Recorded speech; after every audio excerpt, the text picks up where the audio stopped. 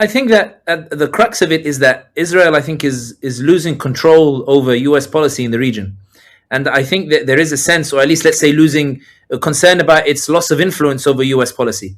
I think that when you look at the Israelis, they wanted a full-on war with the Iranians. Trump quickly pulled out of that war and has changed it into an economic blockade.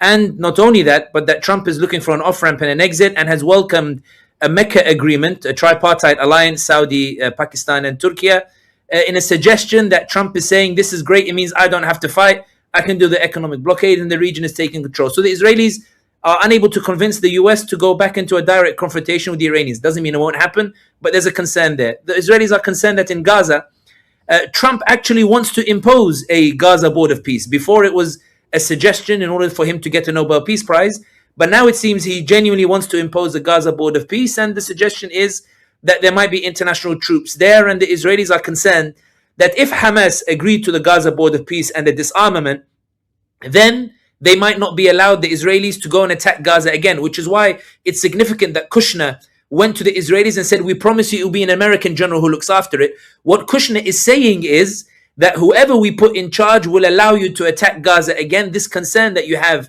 that you won't be able to attack Gaza in future when you decide that you want to do so, don't worry about it. We'll put one of our guys to make sure that you can attack Gaza. But the point is that the Israelis are concerned that the Gaza board of peace, even their policy in Gaza, Trump is not going along with it in the manner that they want. And then you have Syria, where you have the southern Syria that the Israelis really want to annex. They want to take Suwaida, or at least make Suwaida into an autonomous region in the south to act as a buffer to ensure that Syria doesn't remain united. There's a concern among the Israelis that Syria in 15, 20 years, if it remains united, will pose a serious security threat to the Israelis. And therefore, they want to jump the gun early, and they want to ensure that Syria doesn't necessarily unite under Ahmad al-Shara.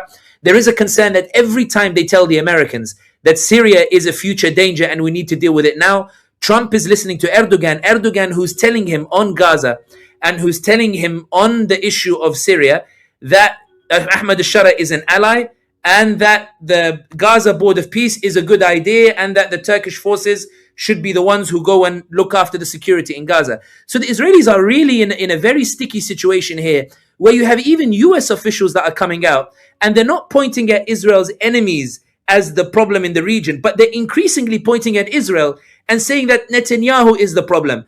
Israel is the problem. Israeli policy is the problem.